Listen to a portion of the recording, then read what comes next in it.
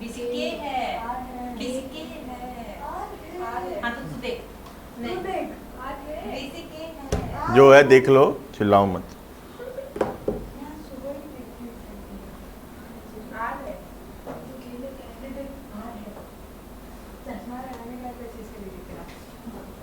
ठीक है, लेकिन नेक्स्ट आगे पढ़ेंगे।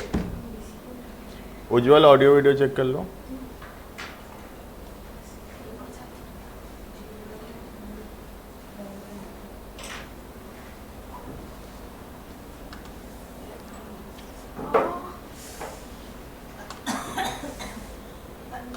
इवनिंग में टेस्ट है, हाँ, शाम को मैथ टेस्ट है ना आज।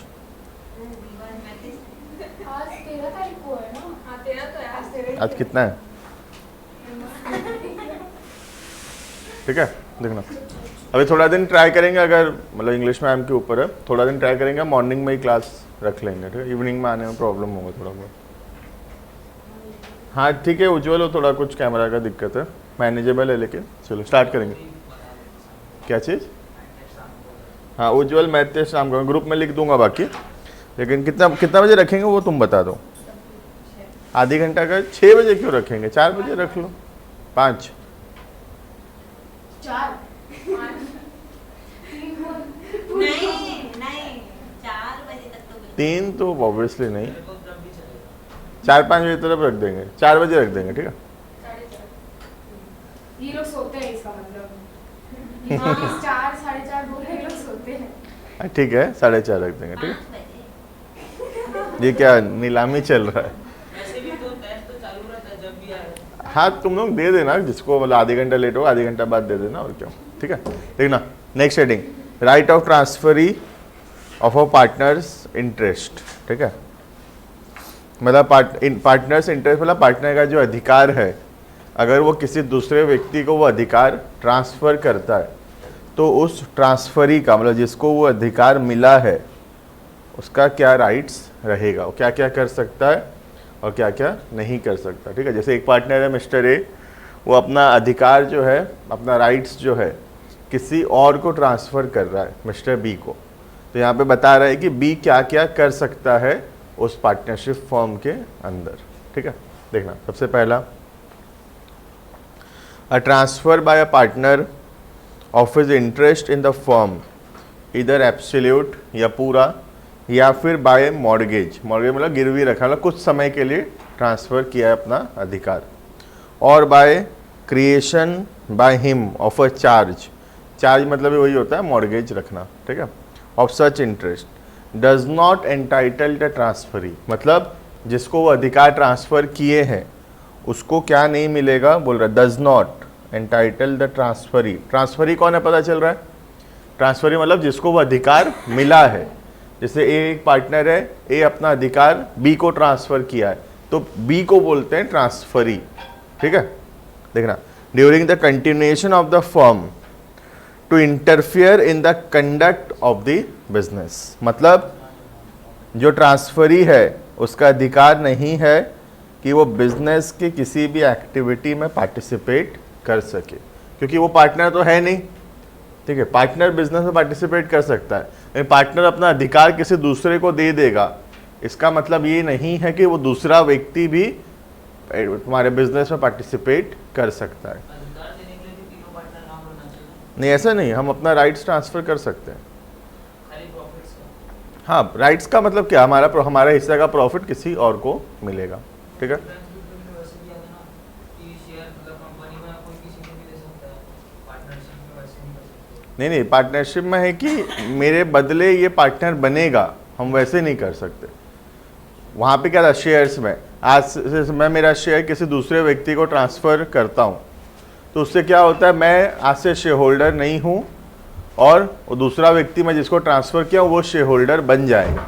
लेकिन यहाँ ऐसा नहीं हो सकता कि मैं पार्टनर हूँ, मैं अपना राइट्स किसी को ट्रांसफ़र करूँ तो अब वो भी पार्टनर बन गया, वहाँ पर मैं नहीं रहा वो पार्टनर बन गया, ऐसा नहीं हो सकता विदाउट द कंसर्न। लेकिन हम अपना अधिकार किसी को ट्रांसफ़र कर सकते हैं।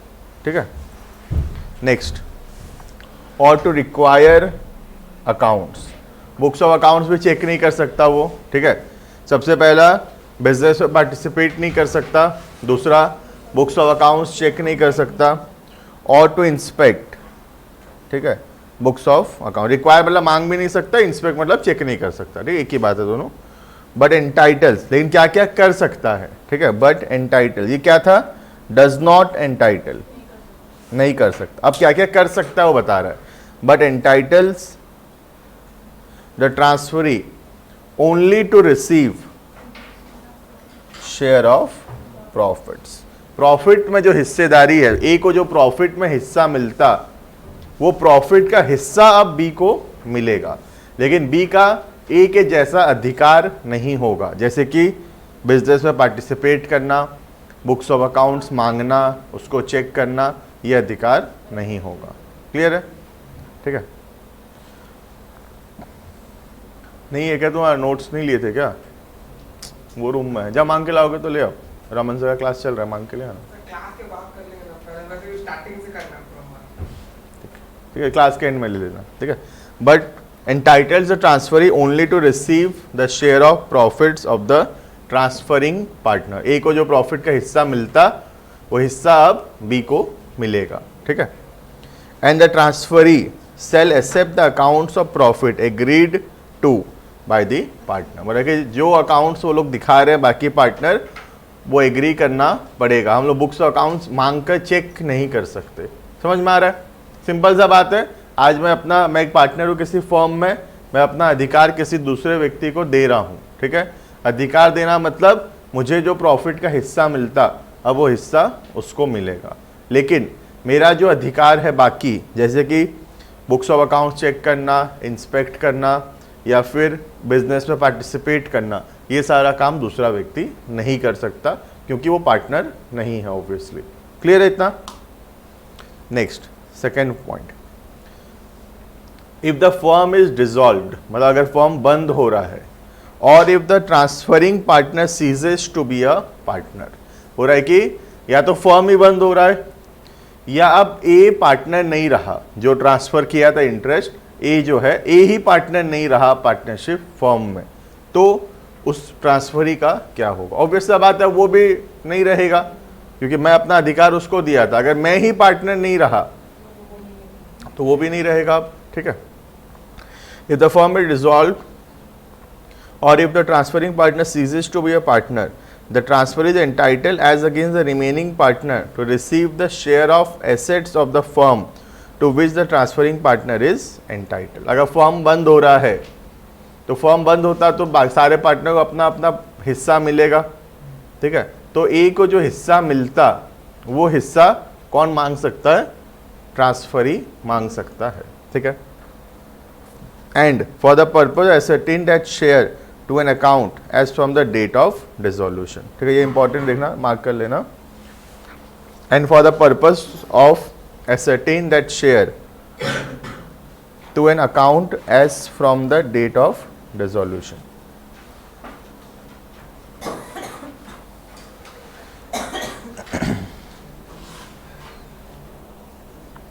ठीक है, तो बहुत सिंपल सा रूल है एकदम, कि कंपनी में जैसा होता है वैसा पार्टनरशिप में नहीं होता है। कंपनी में क्या होता है, आज मैं किसी कंपनी का शेयर होल्डर हूँ, मैं अपने मर्जी से चाहूँ, अगर पब्लिक कंपनी है तो मैं अपने मर्जी से चाहूँ तो अपना हिस्सेदारी, अपना शेयर किसी दूसरे व्यक्ति को बेच सकता हूँ। ये तो कर सकते हम कंपनी में। लेकिन पार्टनरशिप के केस में मैं अपना हिस्सा किसी दूसरे को बेच नहीं सकता, ठीक है। मैं सिर्फ क्या कर सकता हूँ, उसको एक बार के लिए मॉर्गेज कर सकता हूँ या गिरवी रख सकता हूँ फॉर अ टाइम बीइंग, ठीक है। अब जब वो गिरवी है, उस टाइम पर जो प्रॉफिट का हिस्सा मुझे मिलता, वो हिस्सा खाली सामने वाले को मिलेगा, ठीक है। लेकिन उसका वो अधिकार नहीं रहेगा जो एक पार्टनर का अधिकार होता है। क्लियर है? और अगर फर्म इस बीच में डिसॉल्व होता है, तो जो प्रॉफिट का हिस्सा मुझे मिलता या जो एसेट्स मुझे मिलता, वो उसको मिलने का राइट्स उसके पास होगा। क्लियर है? तो बेसिकली यही है कि जो पार्टनरशिप फॉर्म से मिलता, वो सब तो सामने वाले को भी मिल ही रहा है। बस जो जो राइट्स है पार्टनरशिप फॉर्म में इंटरफेयर करने का, बुक्स ऑफ अकाउंट्स चेक करने का, वो सब अधिकार नहीं मिल रहा है। क्लियर है? क्लियर है वाला point? Right of transferee of a partner's interest, ठीक है। नेक्स्ट, इसके बाद है minor admitted to the benefits of partnership.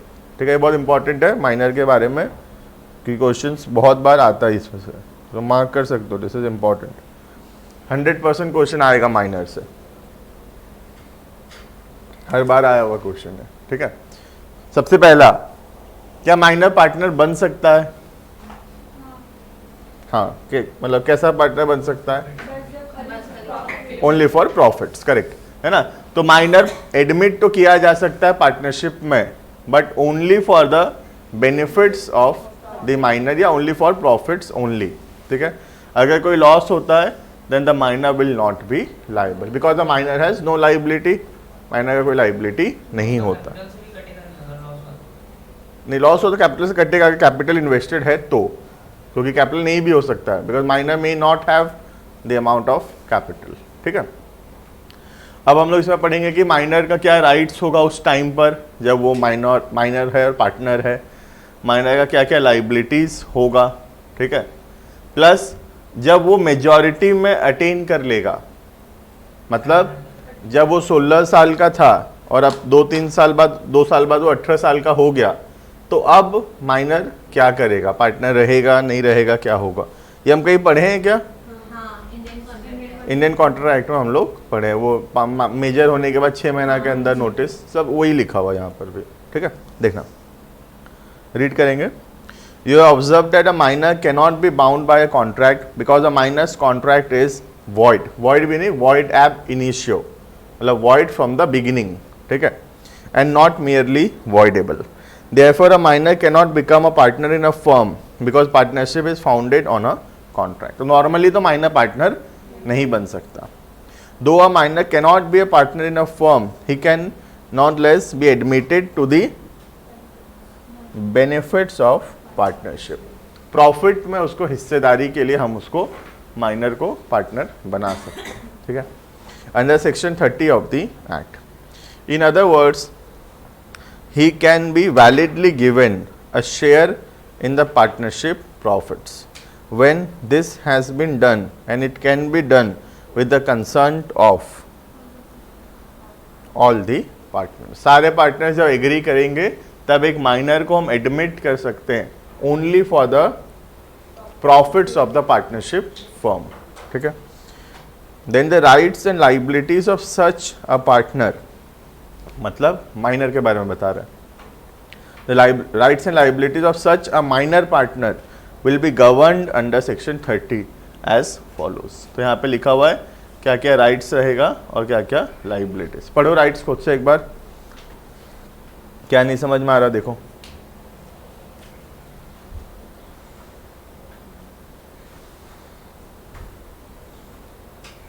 पहला प्रॉफिट ले सकता है, दूसरा बुक्स ऑफ अकाउंट्स चेक कर सकता है, केस कर सकता है,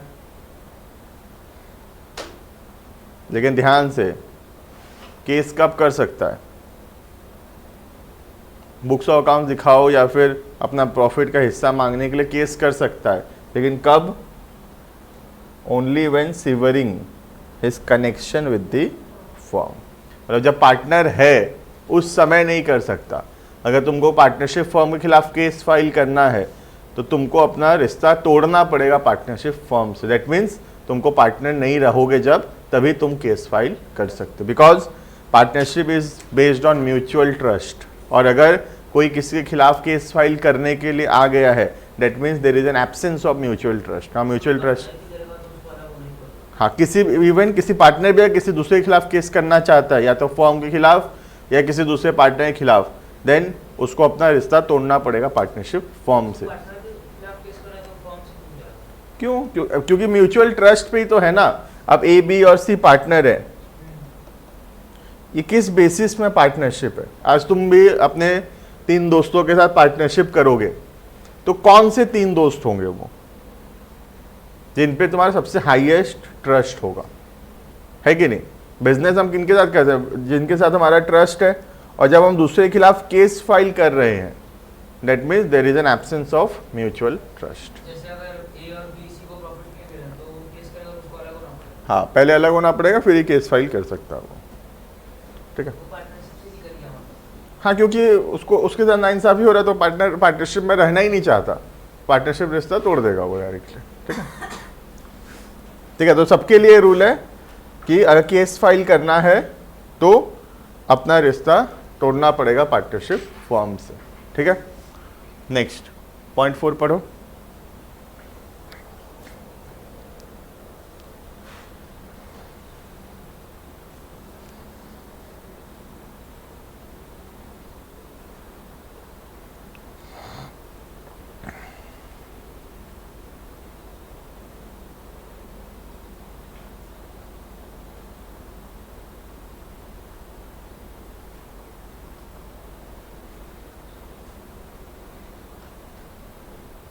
ठीक है, तो बोला है कि जब वो मेजॉरिटी अटेन करेगा उसके 6 महीना के अंदर उसको एक पब्लिक नोटिस देना पड़ेगा कि whether he wants to continue as a partner और नॉट। अगर वो कंटिन्यू करता है तो उसका लाइबिलिटी विल बी सेम। ठीक है, और अगर वो कंटिन्यू नहीं करता है देन वो पार्टनरशिप से हट जाएगा और उस दिन के बाद से उसका कोई लाइबिलिटी नहीं रहेगा। ठीक है, नेक्स्ट ये वाला इसको कट कर दो, है ना, ये इसी के साथ का होगा। ठीक है, लाइबिलिटीज पढ़ेंगे हम लोग। The liability of a minor is confined only to the extent of his share in the profits and the property of the firm. ठीक है, मतलब माइनर का कोई पर्सनल लाइबिलिटी नहीं है। ठीक है, दूसरा वही लिखा हुआ सेकेंड पॉइंट में भी, minor has no personal liability for the debts of the firm incurred during his minority। अगर माइनॉरिटी जब वो माइनर है उस समय अगर फर्म कोई भी डेट्स लेता है, कोई भी उधार लेता है, then the minor will not be liable. Because obvious सा बात है, माइनर को हम पार्टनर बनाए only for the purpose of benefits. ठीक है, minor can not be declared insolvent, क्योंकि इंसॉल्वेंट डिक्लेयर होने के लिए लाइबिलिटी होगा। इंसॉल्वेंट का मतलब क्या है, जो अपने लाइबिलिटीज को पे नहीं कर पाएगा। तो माइनर का तो लाइबिलिटी ही नहीं है, तो how can a minor become insolvent. ठीक है, a minor can not be declared insolvent but if a firm is declared insolvent his share in the firm vest with the official receiver. ठीक, official receiver क्या होता है कि आज जैसे कोई फर्म डिसॉल्व हो रहा है, कोई फर्म बंद हो रहा है, या फिर कोई व्यक्ति इंसॉल्वेंट डिक्लेयर हो गया, कोई कंपनी इंसॉल्वेंट डिक्लेयर हो गया, तो कोर्ट क्या करता है, एक व्यक्ति को अपॉइंट करता है, उसको बोलते हैं ऑफिशियल रिसीवर। वो क्या करेगा, उस व्यक्ति का सारा एसेट्स को बेचेगा और उसमें से जितना भी पैसा आएगा, जितना भी उसका लाइबिलिटी से उसको पे करेगा। जैसे हम पढ़े थे, रिसीव 40 पैसे इन अ रुपी, 60 पैसे इन अ रुपी, याद है ऐसा? जर्नल में याद नहीं है, क्लास 11th, रिसीव 60 पैसे इन अ रुपी, मतलब 10,000 मिलने वाला था, उसमें 6,000 मिला, 4,000 नहीं मिला, याद है जर्नल्स में? वही है ये वाला, वो ऑफिशियल रिसीवर ही करता है कि जितना पैसा उसके हिसाब से लोगों में वो पैसा डिवाइड कर देगा। ठीक है, आफ्टर अटेनिंग मेजॉरिटी, फिर से रिपीट है, एक बार रीड कर लेते हैं, लेकिन ये ऊपर वही लिखा हुआ है जो लिखा हुआ था नीचे। ठीक है, देखना, with in 6 months of his attaining majority और ऑन हिज ऑब्टेनिंग नॉलेज, जब उसको पता चला कि पार्टनर है, या फिर 6 महीना मेजॉरिटी अटेन करने के 6 महीना के बाद, that he had been admitted to the benefits of partnership whichever date is later, जो बाद में है। ठीक है, जो अर्लियर नहीं है, जो लेटर है। ठीक है, तो जब उसको नॉलेज है या फिर 18 ईयर्स, तो नॉर्मली 18 ईयर्स ही आएगा, नॉलेज तो पहले से होगा ही नॉर्मली, तो 18 ईयर्स के 6 महीना बाद। ठीक है, the minor partner has to decide, उसको डिसाइड करना होगा कि वो कंटिन्यू करना चाहता है पार्टनरशिप में या फिर पार्टनरशिप फॉर्म को छोड़ना चाहता है। कितना दिन के अंदर? मेजॉरिटी अटेन करने के 6 महीना के अंदर। ठीक है,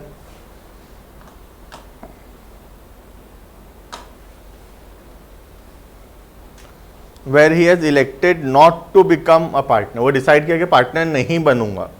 where he is elected not to become a partner, he may give public notice that he has elected not to become a partner, and such notice shall determine his position as regards the firm. If he fails to give such notice, he shall become a partner in a firm on the expiry of said 6 months। ठीक है, तो बोला कि 6 महीने के अंदर decide कर लो क्या करना है। अगर डिसाइड करे कि तुम पार्टनर नहीं बनना चाहते हो तो ठीक है, you have no more liability. लेकिन अगर तुम कुछ भी डिसाइड नहीं करते हो, 6 महीना पार हो गया फिर भी, तो लॉ क्या मान लेगा? लॉ ये मान लेगा कि तुम हाँ बोल दिए हो। ठीक है, बोल यही बोला, if he fails to give such notice he shall become a partner in the firm. Partner बन जाएगा फर्म में। कब? 6 महीना खत्म होने के बाद। ठीक है, तो बेसिकली लॉ इतना सा है कि 6 महीना के अंदर डिसाइड कर लो क्या करना है, जो भी करना है बता दो। अगर नहीं बताते हो तो 6 महीना बाद ये मान लिया जाएगा कि तुम हाँ बोले हो। ठीक है, नेक्स्ट, अगर वो पार्टनर बनता है तो क्या होगा, पार्टनर नहीं बनता है तो क्या होगा। ठीक है, पहला, when he becomes a partner, अगर वो पार्टनर बन जाता है तो क्या होगा, देखना। If a minor becomes a partner on his own willingness और by his failure to give a public note, या तो खुद हाँ बोला था या 6 महीना में बताया नहीं तो माइनर पार्टनर बन गया था। ठीक है, within the specified time his rights and liabilities as given in section 30 subsection 7 are as follows. ठीक है, हमको सबसेक्शन लर्न नहीं करना, इम्पॉसिबल है लर्न करना। ये सेक्शन 30 चल रहा है, इतना भी लर्न हो गया तो बहुत है। सब सेक्शन तो छोड़ ही दो, ये सब सेक्शन 1 है, ये 2 है, ये 3 है, ये 4 है, ये 5 है, ऐसे करके सीरियली है। ठीक है, जो कि हम बिल्कुल भी लर्न नहीं कर पाएंगे। ठीक है, सेक्शन नंबर भी इवन जहाँ हमको लगेगा कि ये सेक्शन बहुत इंपॉर्टेंट है या बहुत अच्छा लिखा हुआ है, इसमें लॉ क्वेश्चन भी बहुत ज़्यादा आ रहा है, तो हम उसका सेक्शन ध्यान रख सकते हैं थोड़ा बहुत। और एल्स हम ऐसे सेक्शन नंबर भी ध्यान रखना बहुत मतलब दिक्कत का काम है, क्योंकि सेक्शन 30 एक तो सेक्शन 30 नहीं है, इंडियन कॉन्ट्रैक्ट एक्ट में भी सेक्शन 30 है, सेल ऑफ गुड्स एक्ट में भी सेक्शन 30 है, पार्टनरशिप में भी है, LLP में भी, और फिर कंपनीज एक्ट में भी है। समझ?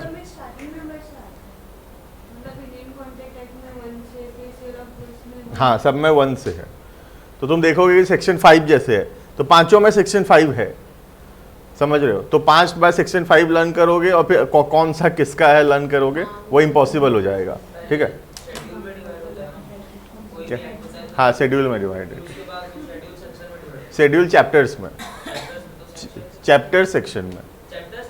हाँ हाँ, ठीक है, आगे पढ़ें। देखना, when he becomes a partner, पहला, ही बिकम्स पर्सनली लायबल, क्योंकि वो पार्टनर बन गया। अब तो नॉर्मल, अब तो माइनर नहीं रहा वो, अब लाइबिलिटी रहेगा। he becomes personally liable to third party for all the acts of the firm done since he was admitted, मतलब जिस दिन उसका एडमिशन हुआ था उस दिन से उसका लाइबिलिटी होगा। मतलब जैसे वो 14 इयर्स के एज में एडमिशन हुआ था, तो 14 इयर्स के बाद जब वो पार्टनर था उसके बाद जितना भी हुआ है सब में उसका लाइबिलिटी है। ऐसा नहीं है कि 18 साल के बाद जो होगा खाली उसी का लाइबिलिटी है। लाइबिलिटी कब से है? From the date of admission, जिस दिन एडमिट हुआ था उस दिन से। ठीक है, next, his share in the property and the profits of the firm remains the same to which he was entitled as a minor. जितना पहले मिलता था अब भी उतना ही मिलेगा। क्लियर है? तो प्रॉफिट में तो उतना ही हिस्सेदारी मिल रहा है, लेकिन अब लाइबिलिटी तुमको बियर करना पड़ेगा, because now you are no more a minor. और तुमको लगेगा ना इंसाफ़ी हो रहा है माइनर के साथ, तो कोई ना इंसाफ़ी है ही नहीं। माइनर को तो बोले ही थे छोड़ के जाना है तो जा सकता है, वो खुद ही डिसाइड किया है कि मैं रहूँगा बोल के। ठीक है, वरना ऑप्शन तो मिला ही था, छोड़ के जाना था तो जा सकता था। ठीक है, next, when he elects not to become a partner, अगर वो डिसाइड करता है कि पार्टनर नहीं रहेंगे तो क्या होगा? नहीं रहेगा लाइबिलिटी, है ना। His rights and liabilities continue to be those of a minor up to the date of giving public notice. जब तक पब्लिक नोटिस दे रहा है तब तक वही राइट्स एंड लाइबिलिटीज कंटिन्यू करेगा। His share shall not be liable for any acts of the firm done after the date of notice. जिस दिन वो नोटिस दे दिया कि माइनर में पार्टनर नहीं रहना चाहता, अब उसके बाद कुछ भी होता है then he is no more liable. ठीक है, he shall be entitled to sue the partners for his share of property and profits.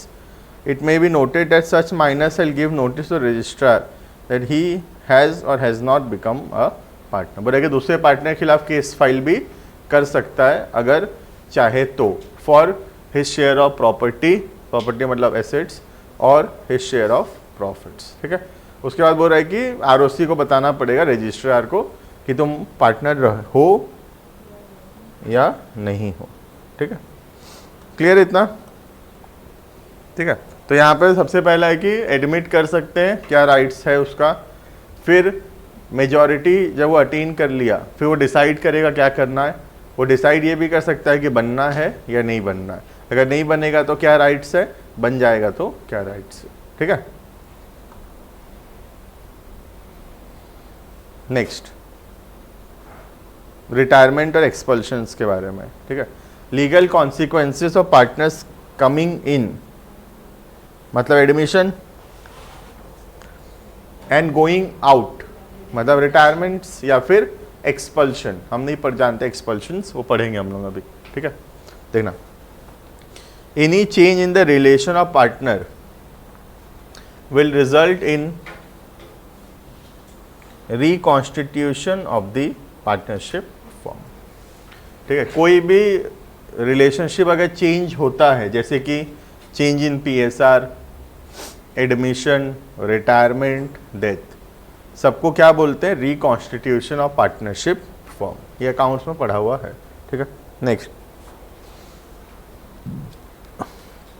दस one admission of a new partner और रिटायरमेंट ऑफ अ पार्टनर और expulsion, ये हम लोग नया है। एक्सपल्शन का मतलब होता है किसी को निकाल देना। ठीक है, एक्सपेल मतलब बाहर कर देना, निकाल देना। ठीक है, और an insolvency of a partner. ठीक है, तो कुछ भी हो सबको रिकॉन्स्टिट्यूशन बोलेंगे, चाहे एडमिशन हो, रिटायरमेंट हो, एक्सपल्शंस हो या फिर इंसॉल्वेंसी हो किसी एक पार्टनर का। ठीक है, a firm will be reconstituted. ठीक है, अब एक एक करके सबके बारे में दिया है। पहले introduction of a partner, admission के बारे में होगा ये। ठीक है, रिटायरमेंट, एक्सपल्शन, इंसॉल्वेंसी, बस उतना ही है, उसके बाद कुछ ज़्यादा नहीं। तीन पार्टनर है और उसको उन लोग को एक को निकालना है, तो वो लोग फॉर्म बंद करके अगले दिन नया चालू कर देंगे। उतना आसान नहीं है, पूरा बिजनेस बंद करेंगे, सब एसेट्स बेचेंगे, लाइबिलिटीज पे ऑफ करेंगे, फिर चालू करेंगे नया। बेचेंगे ना, वो उसको जितना देना है दे देंगे और तीनों अलग चालू कर देंगे कल से। नहीं, ऐसे नहीं है। देखो, एक्सपल्शन में हम पढ़ेंगे, it should be in good faith. ऐसे हम लोग किसी एक को एक्सपेल, खाली प्लानिंग करके एक्सपेल नहीं कर सकते। फॉर्म बंद करके नया नहीं कर सकते, फर्म तो बंद कर ही सकते हैं, बंद करके नया चालू कर देंगे। वो तो ऐसे तो नॉर्मली हम ऐसे तो कोई कुछ भी कर सकते हैं। जैसे तीन पार्टनर है, तीनों फॉर्म बंद कर दिए, एडमिशन भी करना तो एक को जोड़ के नया फॉर्म चालू कर दिए, वो सारा चीज़ वैसे तो हो ही सकता है, लेकिन उसी फॉर्म में कंटिन्यू करने के लिए। और इतना मतलब प्रैक्टिकली ऐसा नहीं है ना कि मतलब अगर जैसे सपोज वो तीन पार्टनर है और जैसे मतलब चार पार्टनर है, तीन अगर बंद करके नया चालू कर रहे हैं तो फिर उनके में रजिस्टर ऑफ ट्रेड भी आ जाएगा ना। रजिस्ट्रेशन ऑफ ट्रेड तभी आता है जब डिसाइड होता है। पहले से डिसाइडेड होता तब आता है। रजिस्ट्रेशन ऑफ ट्रेड कभी भी रजिस्ट्रेशन ऑफ ट्रेड ना ऐसे ही नहीं आता, it arises by an agreement between the partner. अब कोई भी पार्टनर पार्टनरशिप फॉर्म बंद होने के बाद या छोड़ के जाने के बाद कॉम्पिटिटिव बिजनेस नहीं कर सकता, ये लिखते हैं ना पार्टनरशिप डीड में, वो इम्प्लाइड नहीं होता। इम्प्लाइड नहीं है। Registration of trade arises by an agreement. ठीक है, next introduction of a partner, पढ़ो खुद से। एडमिशन लिखा है और कुछ नहीं है, एडमिशन ऑफ अ पार्टनर लिखा है, हम तो पूरा उसका अकाउंटिंग पढ़ चुके हैं।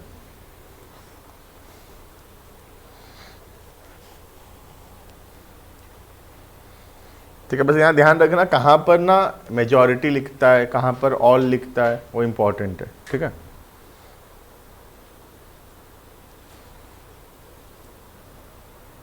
यहाँ पे बोला है कि किसी को भी पार्टनर नहीं बना सकते विदाउट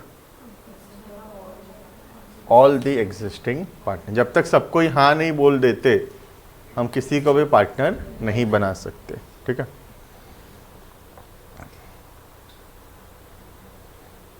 ठीक है, उसके बाद क्या बोल रहा है, एक व्यक्ति जो पार्टनर बनेगा वो फर्म के पुराने एक्ट्स के लिए लायबल नहीं होगा। जिस दिन वो पार्टनर बना उसके बाद जो भी हुआ है उसके लिए वो लायबल रहेगा। क्लियर है? इसीलिए मतलब जितना एसेट लायबिलिटी सबको पूरा रिवैल्यू करते हैं, सारा रिजर्व्स को क्लोज करते हैं, WCI IFR सब डिस्ट्रीब्यूट करते हैं, ठीक है, क्लियर है इतना। नेक्स्ट रिटायरमेंट, एक पार्टनर कैसे रिटायर हो सकता है, पूरा अकाउंटिंग पढ़ा हुआ है रिटायरमेंट का, पढ़ो। पॉइंट नंबर 1, अब पार्टनर में रिटायर कब छोड़कर जा सकता है, with the consent of all the other partners, या फिर in accordance with N express agreement, मतलब पार्टनरशिप डीड में लिखा हुआ है कि ये होने से पार्टनर रिटायर करेगा, जैसे 60 साल का होने से रिटायर करेगा, तो 60 साल का हो गया है तब वो रिटायर करेगा, ठीक है। Next, whether partnership is at will, क्या था ये, जब हम चाहे तब अपनी इच्छा से, है ना, जब जो पार्टनरशिप हम जब चाहे तब बंद कर सकते हैं, ठीक है। Whether partnership is at will by giving notice in writing to all the other partners, ठीक है। तो बेसिकली पार्टनर रिटायर कर सकता है या तो सारे पार्टनर के कंसेंट के साथ, या फिर पार्टनरशिप डीड में जो लिखा हुआ है उसके हिसाब से, या फिर अगर पार्टनरशिप एट विल है तो by giving a notice to the other partners, ठीक है।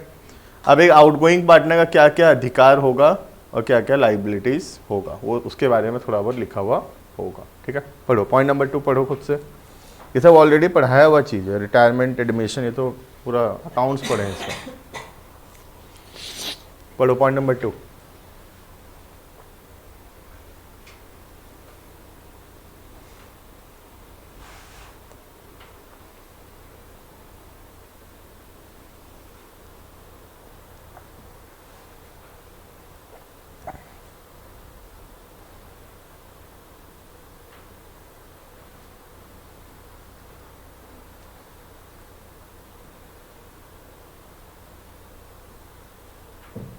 क्या लिखा है, मतलब उसका थर्ड पार्टी के मतलब जो फर्म का लायबिलिटी से वो मुक्त हो जाएगा।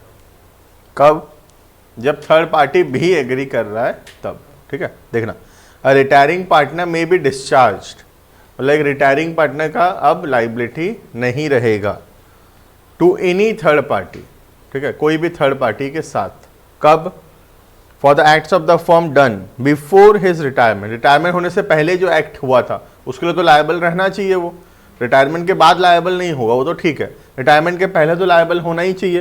लेकिन आज वो छोड़ कर जा रहा है पार्टनरशिप, तो वो एक एग्रीमेंट कर सकता है partnership firm and third party के साथ कि मैं लायबल नहीं रहूँगा because I am now retiring, और अब जो बाकी बचेंगे वो लायबल रहेंगे। और अगर थर्ड पार्टी एग्री करता है इस बात पर, then the retiring partner is discharge from the liabilities.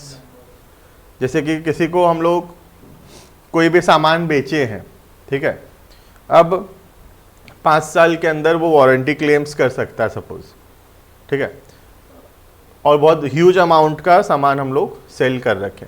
अब ए, बी और सी तीनों पार्टनर हैं, अब सी उस बीच में पार्टनरशिप फॉर्म छोड़कर जाना चाहता है, 5 साल नहीं हुआ है, ठीक है, तो हो सकता है कि सी उस थर्ड पार्टी के साथ कॉन्ट्रैक्ट करे और फॉर्म के साथ कॉन्ट्रैक्ट करे कि ये छोड़कर जा रहा है, इसका कोई लाइबिलिटी नहीं रहेगा। थर्ड पार्टी भी एग्री करे कि ठीक है, जो प्रॉब्लम होगा मैं ए और बी से उतना पैसा मांगूंगा, और ए और बी भी एग्री करे कि जो प्रॉब्लम होगा हम लोग थर्ड पार्टी को सेटल कर लेंगे।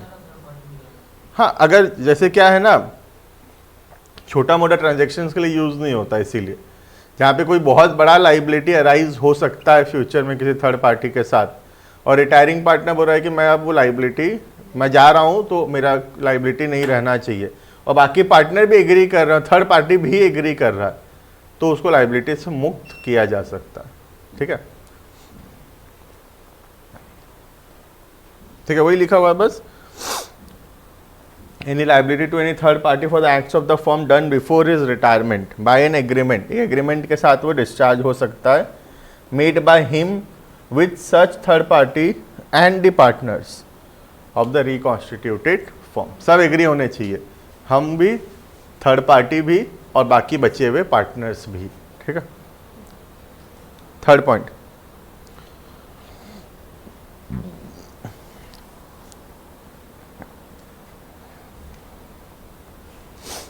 बोला कि जब तक रिटायरमेंट हो गया है, ठीक है, लेकिन अगर पब्लिक नोटिस नहीं दिया है तो वो लायबल रहेगा till the date of public notice, वही लिखा हुआ और कुछ नहीं, ठीक है। आज रिटायर कर दिया सपोज 13 तारीख को, पब्लिक नोटिस दिया 17 तारीख को, तो 17 तारीख तक वो लायबल है, 13 तारीख तक नहीं। His liability is up to 17, ठीक है, वही लिखा हुआ है। Notwithstanding the retirement of a partner, मतलब रिटायर होने से कोई फर्क नहीं पड़ता है। He and the partners continue to be liable as partner to third party for any acts done by any of them which would have been an act of the firm if done before retirement until, कब तक? Until public notice is given. Public notice मतलब हम लोग अपना website में upload कर देंगे। Website में देते हैं, या वेबसाइट में तो देते ही हैं, प्लस एक लोकल न्यूज़पेपर में एडवर्टाइजमेंट निकालते हैं कि the partner has been retired. हाँ, लोकल न्यूज़पेपर में एडवर्टाइजमेंट निकालते हैं, या फिर वेबसाइट में भी दे सकते हैं, और है या एंड है, दोनों कर सकते हैं, एक भी करने से चलेगा। क्योंकि कोई आता है तो बहुत बैनर सकता है, कोई आता है तो नीचे मतलब लोकल न्यूज़पेपर में जरूरी नहीं है, या तो वेबसाइट या न्यूज़पेपर, है ना।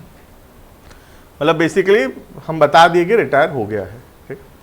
Next point number 4, provided that a retired partner not liable to any third party who deals with the firm without knowing that he was a partner, ठीक है।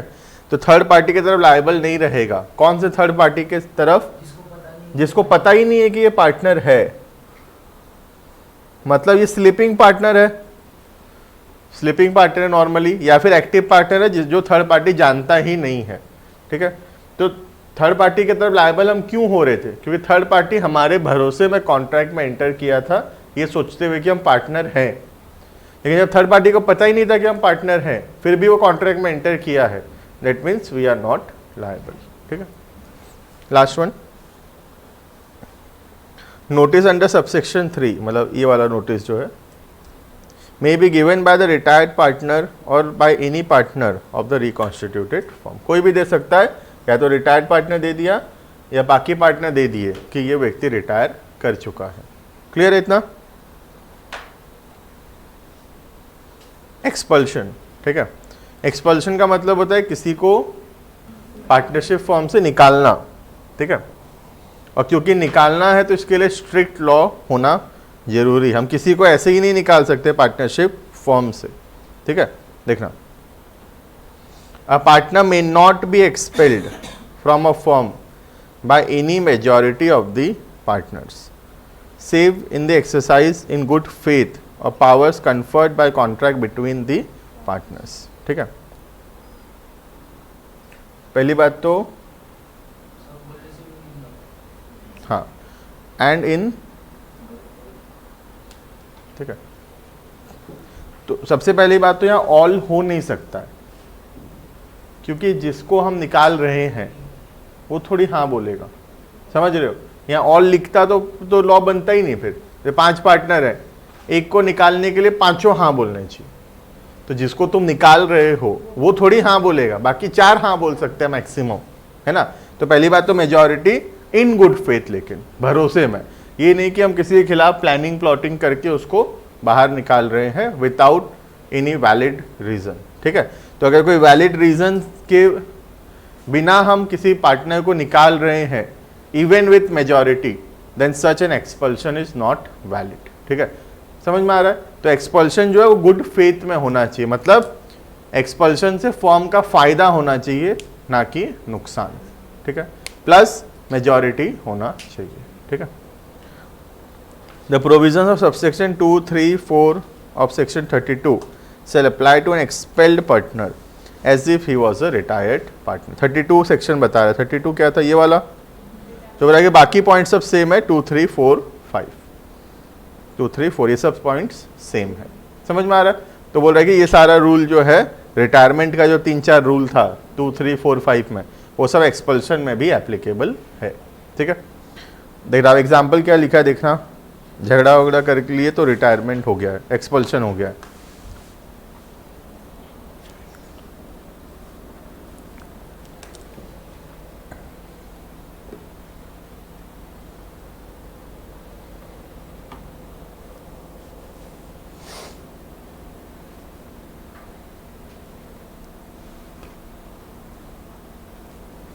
स्पाउस मतलब वाइफ, उनका partner. Opposite.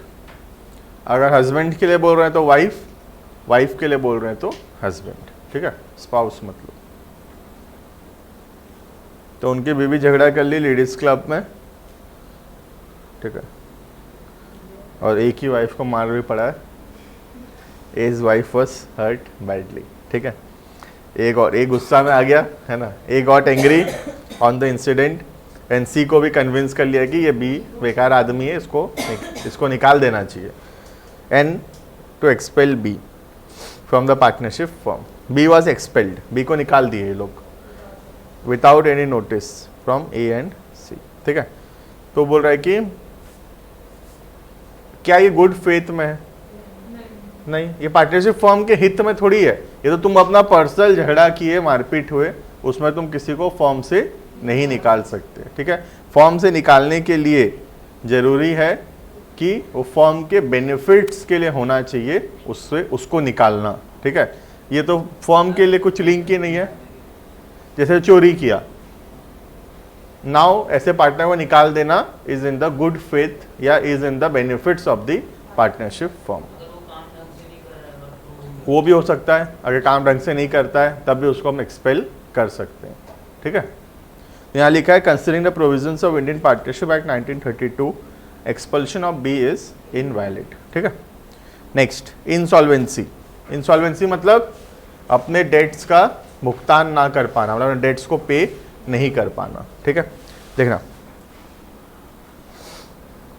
Where a partner in a firm is adjudicated as an insolvent, मतलब declared, adjudicated मतलब declared as an insolvent, he ceases to be a partner. अब वो partner नहीं रहा, जैसे वो इंसॉल्वेंट डिक्लेयर हुआ अब वो पार्टनर भी नहीं रहेगा, बिकॉज कोई लाइबिलिटी होता नहीं है इंसॉल्वेंट आदमी का। He is disqualified from entering into a contract, ठीक है। पढ़े capacity of party, Indian contract act section 11, ठीक है, कैपेसिटी ऑफ पार्टीज, उसमें देख लेना insolvent, minor and other disqualified persons, ठीक है।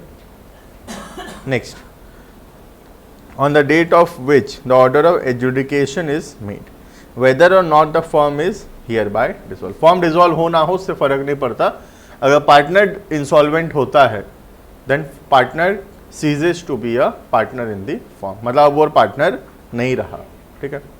Second, where under a contract between the partners the firm is not dissolved by the adjudication of a partner as insolvent, the state of a partner so adjudicated is not liable for any acts of the firm, ठीक है। अगर firm continue कर रहा है तो partner का जो personal property है फर्म के लाइबिलिटीज के लिए पे नहीं होगा, and the firm is not liable for any act of the इंसॉल्व। तो दोनों आपस में एक दूसरे के लिए लायबल नहीं होंगे, done after the date on which order is made. तो इंसॉल्वेंट डिक्लेयर होने के बाद दोनों ही एक दूसरे के लिए लायबल नहीं होंगे, ठीक है। क्या चीज? इंसॉल्वेंट तो ऑब्वियसली मतलब इसमें निकालने का जरूरत भी नहीं है, लॉ बोलता है कि वो निकल गया डायरेक्ट।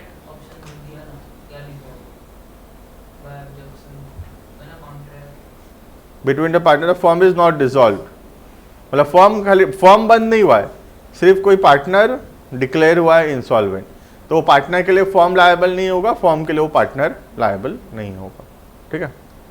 लाइबिलिटी और state of a diseased partner, deceased मतलब जो हाँ निकलना फाइनल है, इंसॉल्वेंट हुआ मतलब वो पार्टनर नहीं रहेगा, ठीक है। Next, where under a contract between the partner the firm is not dissolve by the death of a partner, किसी का डेथ हो जाता है, the state of the deceased partner, deceased मतलब जिसका डेथ हुआ है, ठीक है, is not liable for any acts of the firm done after his death. Obvious सा बात है, मर गया तो उसके बाद थोड़ी वो लायबल रहेगा, सिंपल, ये तो लिखना भी नहीं चाहिए, ठीक है। क्लियर है? उसका हायर है वो तो सब देगा ना? नहीं, उसके पहले का जो लाइबिलिटी है वो तो लायबल है ही, उसके बाद जो एक्ट होता है उससे जो लाइबिलिटी अराइज होता है उससे लिए लायबल नहीं है, उसके उस दिन तक जो लाइबिलिटी है वो तो उसके प्रॉपर्टी से पे करना ही पड़ेगा, ठीक है। क्लियर है इतना? यहां तक रुकेंगे हम लोग, ठीक है।